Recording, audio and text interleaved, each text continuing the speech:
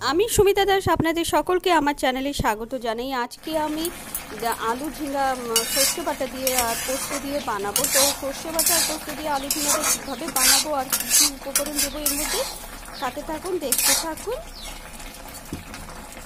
সর্ষে বাটা দিয়ে ঝিঙ্গাটা বানালে, এইভাবে বানালে খেতে খুব দারুণ লাগে, অসাধারণ টেস্ট থাকে এর মধ্যে। তো চলুন আমি কি কি দিচ্ছি এর মধ্যে, সাথে থাকুন, দেখতে থাকুন। এর মধ্যে আলু দিয়েছি, ঝিঙ্গা দিয়েছি আর পটল দিয়েছি। পটল বেশি দেবো না, পটল 2-4টে পটল দেবো। কাঁচা লঙ্কা দিয়েছি। তো এবার আমি তেল কড়াইতে দিয়ে দিয়েছি আর ওর মধ্যে পাঁচফোড়ন দিয়েছি। পাঁচফোড়নটা ফুটে উঠেছে, এবার আমি পেঁয়াজ দিয়ে দেবো। পেঁয়াজ একটু ভাজা ভাজা করবো। কড়াইতে পেঁয়াজটা ভাজতে বসিয়ে দিয়েছি। এবার আলু দিয়ে দেবো, আলু আর পটলটা দিয়ে দেবো। ভাজবো এটাকে, আলু আর পটলটাকে একটু লাল লাল করে ভাজতে বসিয়েছি। আর এটা লাল লাল করে ভাজা হওয়ার পরে আমি এটার মধ্যে পোস্ত আর সর্ষে বাটাটা দেবো।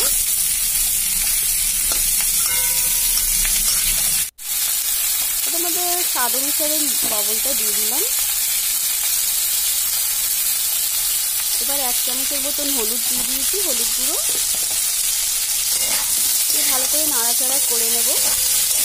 পোস্তটা বাটার সময়, পোস্ত আর সর্ষেটা বাটার সময় ওর মধ্যে সামান্য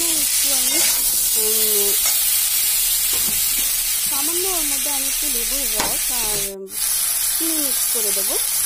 এটা দিলে স্বাদটা আরও একটু ভালো বেড়ে ওঠে। আর এর মধ্যে লঙ্কা গুঁড়ো 1 চামচের মতন দিয়ে দিলাম আলুর মধ্যে,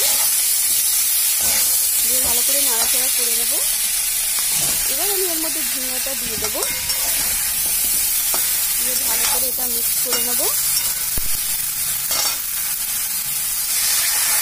এবার সর্ষে আর পোস্ত বাটাটা দেবো।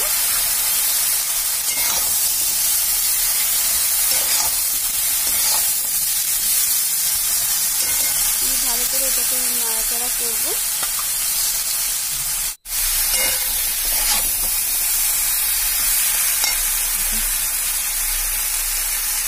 এটা ভালো করে মিক্স করে নেব।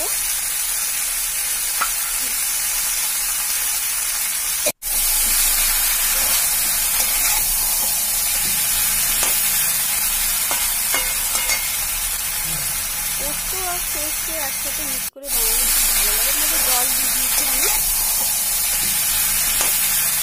সেদ্ধ হওয়ার আলু ঝিঙ্গাটা সেদ্ধ হওয়ার মতন আমি জল দিয়েছি এর মধ্যে।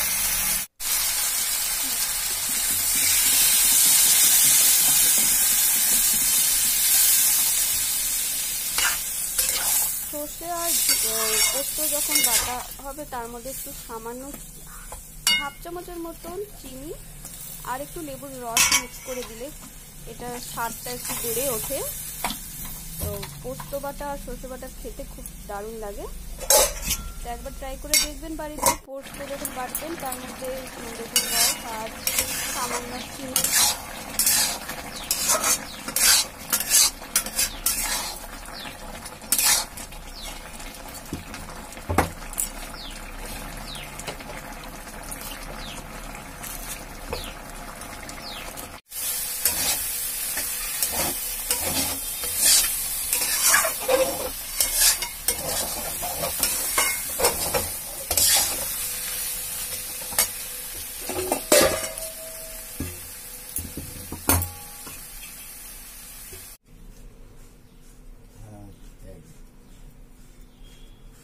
চিনি দিয়ে দেবেন, খেতে ভালো লাগবে। তো আমার এই রেসিপিটা যদি আপনাদের সবার ভালো লাগে তাহলে একটা লাইক, শেয়ার, কমেন্ট, সাবস্ক্রাইব করে আমার চ্যানেলটির পাশে থাকবেন।